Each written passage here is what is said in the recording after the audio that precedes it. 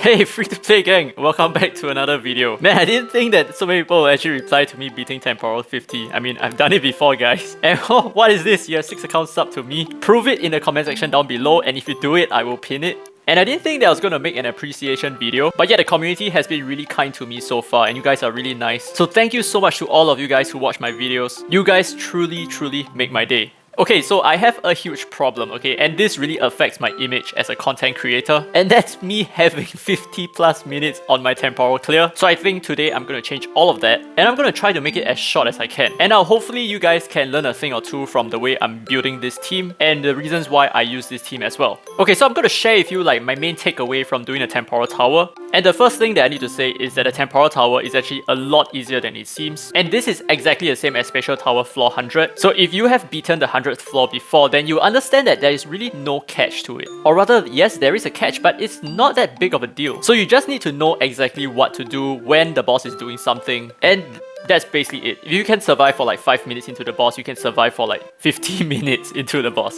Okay, so I want to go through this really quickly so I don't waste too much of your time. Now we're going to start off with Phobetor, and I'll talk more about my Espers as we progress through the stage itself. Now skill 1, attacks an enemy twice with a chance of inflicting defense down for 2 turns. Nothing much can be said over here, it's just a defense break, so let's move on to the second skill. Howling Nightmare attacks all enemies 4 times with a chance of reducing target AP each time. Okay, my English is not the best, but I know there's something wrong about that. And furthermore, you grant defense up for 2 turns and life shield to all followers. So basically the 2 guys on either side of Phobetor will have the life shield buff. And if there are no more followers left, so let's say you manage to wipe out the 2 followers, then the life shield buff will be granted to Phobetor himself, and he will cast Restless Night in 2 turns afterwards. So basically the life shield is just life shield, right? It's basically just a shield. Whoa, big English. Okay, so anyway, we will not be killing the followers. Okay, we don't want to do that because that wastes a bit of time. Now do take note that the followers have a ton of HP, and there are also other effects that happen if you defeat the followers. And these effects can get quite scary, so we are going to take a look at that in just a bit. So this is Restless Night, right? Removes all debuffs and attempts to absorb every life shield on the battlefield. Now, if successfully absorbed,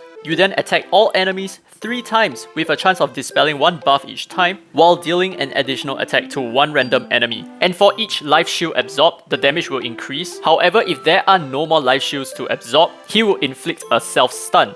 So what's important over here is not the amount of the life shield that gets absorbed, it's the count of it. So even if you break like half a shield, that's not going to reduce the damage that he's going to do. So ideally, you need to get rid of all the shields. So what this means is you need to bring raw DPS. So stuff like poisons are not going to be useful at all, and it's almost compulsory that you need to beat him just by sheer power.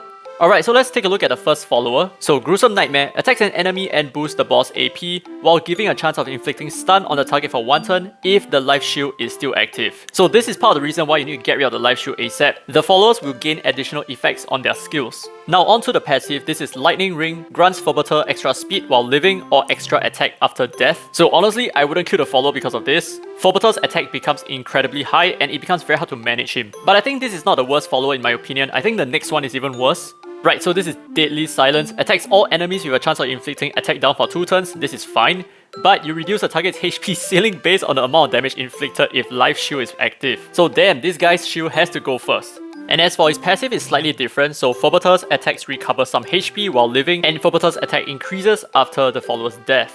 Okay, so we're going to put all of this into practice so that it's a little bit easier for you to understand how to handle this boss. Especially if this is like your first time encountering him, like let's say you're stuck at Spatial Tower level 100. So I think I'm just going to skip the first 2 waves because they are not that difficult in my opinion. They are pretty much the same as every single floor that you have encountered before, so it's always going to be the same few tips and tricks. And also I'm a little bit worried that I'm wasting too much of your time by talking for too long. So if you don't mind, we're just going to go right into the boss fight. But before I discuss on my strategy and all that, let me introduce my Espers to you and why I chose every single one of them. So we're going to start off with Berenice. Now Berenice is not a very popular pick for this boss fight. For some reason, I have no idea why. But I love to use her and that's for a very good reason. Her first skill has a triple hit that lends defense breaks. So this is going to be very essential in dealing with the life shield later on. And as for her second skill, she is remarkable at reducing AP. So essentially, if you have enough AP control, you can actually reduce Phobetor's AP until he doesn't even take a turn. But I'm not going to be doing that because I'm more concerned about dealing raw damage. So control is actually secondary for me. But anyway, moving on to her third skill, she also grants the entire team a shield buff. So this is going to be very useful because 2 of the enemies over here have AoE attacks, the first being Phobetor himself, and the second being the idiotic follower on the right. So Berenice is definitely a very good choice, and she's free to play as well, so why not? Now, something a little bit less relatable is going to be Suhua, haha burn. Okay, jokes aside, she is really good here as well, so her first skill lands an attack debuff, which is very good for controlling the boss. Well, in a sense that the boss does a lot of damage, so that's like a little bit of damage control. And her second skill is a single target heal that heals for a lot and also grants invincibility, so it's very useful if you want to protect some of your weaker Espers, and possibly if you want to manual this entire fight, then you can time it perfectly well to give the invincibility buff just before the boss is going to land his huge nuke or something like that. And of course, last but not least, her third skill grants the entire team a defensive buff, which is good for AoE attacks, as well as an attack buff, which is very important for us to break down the life shields later. So all in all, she's a very comprehensive Esper meant for this fight. And then next up, we have Xiao. She is going to be an excellent DPS Esper over here. Obviously, you don't need to use her. She's just extremely broken right now. So alongside Berenice, Xiao is also a defense breaker, and she AoE defense breaks, which means that a lot of the time you're going to have defense breaks on either of the followers, and that's going to be so easy in handling the life shields. And aside from that, she also lands slows, which is really good in controlling just the movement of every single Esper over here. And last but not least, she does a ton of damage. So she is a huge powerhouse, and she has the capacity to even one-shot the life shield. But are there alternatives to her? Absolutely. So the thing is, you can even opt to build a Zelma, even though Zelma is like something that I wouldn't even recommend because she is hardly even used anywhere except for maybe Fafnir. But her first skill has a defense break, and she also deals more damage to debuffed enemies, so she could potentially be very powerful in this stage as well. And now moving on to Sander, who is the 4th Esper on my team. He is just straight up incredibly powerful, and I will do a Sander debut for him very soon. So his damage scales off speed, so if you make him really fast and you give him a lot of crit, he's gonna do a lot of consistent damage over time, and that's gonna be so important in making sure that the life shield stays broken. And of course, towards the end of this fight, I will show you the damage spread, so do keep an eye out on that. And then finally, for our 5th Esper, we are using Clara. Of course, if you do not have Clara, you can always use Hengrie. Hengrie is also equally useful for this specific fight, but having a Clara just guarantees that you're gonna win. It's just a matter of how long it takes. So the reason why Clara is so good is she just heals so much, and she removes all the debuffs on your team, and she also grants you immunity as and when that happens. So basically, she's just extremely broken right now, so I just have to use her, okay? I cannot sit on that. Oh yeah, and I forgot to mention that she also has an AP push, which is gonna be really good in giving us more turns. So of course, some alternatives to this lineup, okay? So if you do not have a Suhua or you do not have a Clara, all hope is not lost. Now, you can definitely replace Suhua and Clara with, like, let's say, Dahlia and Gabrielle. But of course, then you need another healer, so you have to eat up one of your slots, possibly going to be Berenice. So that's one way that you can maintain all of the buffs and all of the heals without compromising too much on any one of the aspects. And also, one thing I learned from just the previous round of the Temporal Tower, you absolutely do not need to use more than 1 DPS. You can just use 1 DPS, just give him the best relics that you have, and then you bring along a Fabrice. So Fabrice effectively doubles your DPS turn by giving him an additional turn along with an attack buff. So I actually abused that using a Xiao with a Fabrice, and I didn't use a Suhua, so instead I used Gabrielle for the defensive buff. So my Xiao was able to double punch while still having attack buffs, which is a really neat combo, I think.